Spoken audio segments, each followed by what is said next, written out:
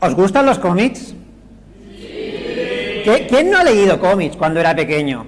Pero luego y de mayores, porque existe una creencia de que cuando crecemos, solo aquellas personas que no terminan de madurar los siguen leyendo. Es por eso que el cómic tiene fama de ser un entretenimiento menor, infantil, relacionado con personas inmaduras y fantasiosas. En definitiva, una afición de frikis. ¿Y quién quiere que le tomen por un friki? Pero esto es tan injusto, porque el cómic es un entretenimiento, sí, pero sobre todo es un arte además cuyo lenguaje es mucho más antiguo que los 100 y pico de años de antigüedad que le adjudica la historia oficial. Un lenguaje que podemos encontrar desde los jeroglíficos egipcios hasta el arte romano o los tapices medievales. Y uno de los lenguajes, además, más complejos que hemos creado los seres humanos. Si no me creéis, a simple vista os puede parecer que el lenguaje del cómic no es más que una combinación de textos y dibujos, una especie de literatura para tontos que permite que, gracias a los dibujos, no tengamos que usar la imaginación. Pero si nos ponemos a pensar en ello, no existe un lenguaje en el que el lector tenga que poner más de su parte para completarlo. Si fijáis en esta secuencia, ¿por qué creéis que hay un solo gato si estoy viendo a tres?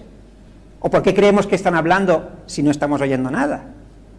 ¿O por qué creemos que está pasando el tiempo si estamos viendo toda la secuencia delante de nosotros completa y a la vez? Es tal el trabajo que tiene que hacer el lector de cómics para completar una historia que un experto en cómics los llamó el arte invisible, ya que en un cómic es mucho más lo que sucede que en lo que se muestra.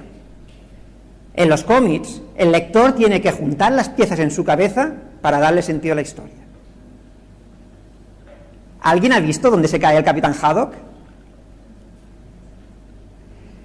En los cómics, el tiempo, el movimiento, el sonido, son ilusiones creadas por el lector en su cabeza a partir de unas pocas pistas visuales.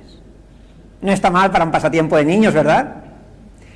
En 1978, Will Eisner publicó su obra Contrato con Dios, con la que además inventó un nuevo término, la novela gráfica, un término que elevó de categoría a los cómics, a pesar de que no significaba absolutamente nada nuevo. Era el mismo medio, el mismo lenguaje, pero que gracias a esa sola denominación, muchos lectores que antes despreciaban el cómic, de repente se empezaban a interesar por él y comenzaban a descubrir que tenía mucha más categoría de la que le habían dado.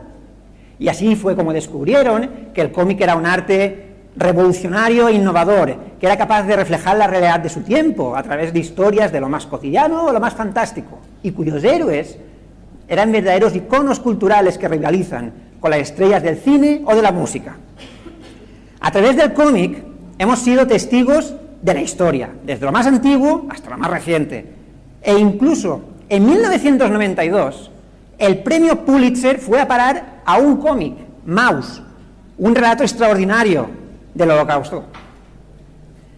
En los últimos años, muchos cómics han sido llevados con gran éxito al cine y a la televisión, lo cual ha hecho que sus personajes y sus historias, antes casi desconocidos, ahora tengan audiencias multimillonarias.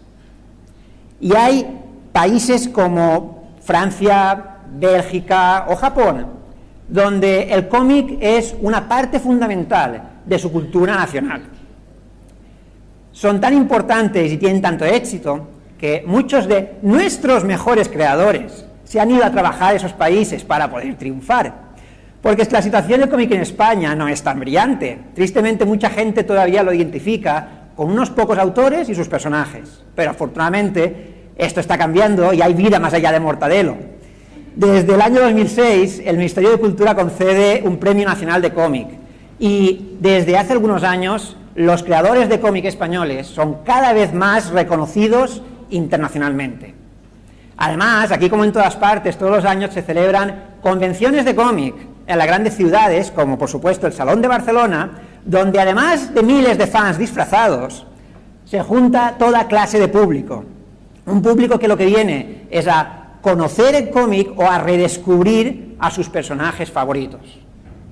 Así que yo creo que ya va siendo hora de que levantemos la voz como Mafalda y digamos que basta ya de despreciar al cómic como un pasatiempo de frikis, y que vamos a reidentificarlo como lo que siempre ha sido: un arte, un lenguaje, un medio de expresión capaz de entretener, de inspirar y sobre todo de hacernos soñar como cuando éramos niños. Y si los cómics son para frikis, ahora los frikis somos todos.